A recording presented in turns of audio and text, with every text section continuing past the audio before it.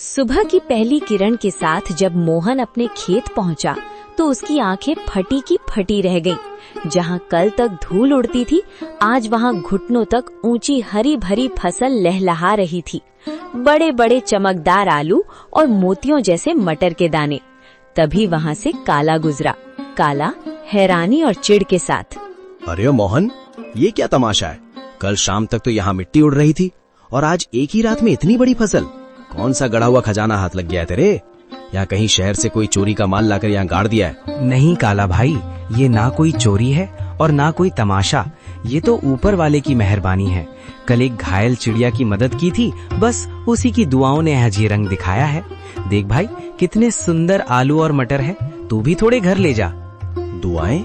चिड़िया मुझे बेवकूफ समझता है। ये जरूर कोई काला जादू है। जोर से, मुझे तेरे खैरात की जरूरत नहीं है मोहन। याद रख, जो रातों रात उगता है वो रातों रात ढल भी जाता है। काला के मन में शांति नहीं थी। वो जानना चाहता था कि मोहन को ये सब मिला कैसे। वो बिल्ली के कदमों से मोहन के टूटे हुए घर के पीछे पहुंचा और खिड़की से कान लगाकर सुनने लगा। अंदर मोहन, बिमला और माँ बातें कर रही हैं। मोहन, मुझे अब भी यकीन नहीं होता। वो सुनहरी परी सच में हमारे लिए फरिश्ता बनकर आई थी।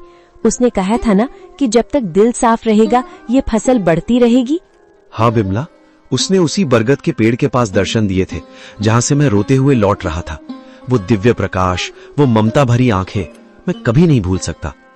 काला भाई को शक हो रहा था, पर उसे कैसे समझाऊं कि ये सब दया का फल है।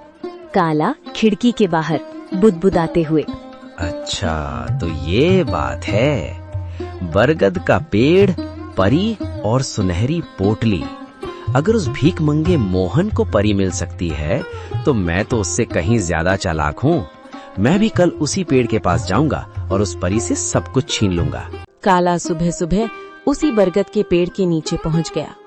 उसने एक जाल बिछाया और एक चिड़िया के आने का इंतजार करने लगा। उसने सोचा कि वो किसी चिड़िया को घायल करेगा और फिर उसकी मदद का नाटक करेगा। कहाँ है वो परी? ओ चिड़िया, बाहर निकल। देख, मैं तेरे लिए कितने दाने लाया हूँ। बस एक बार मेरे सामने आ जा और मुझे वो मखमली पोटली दे दे।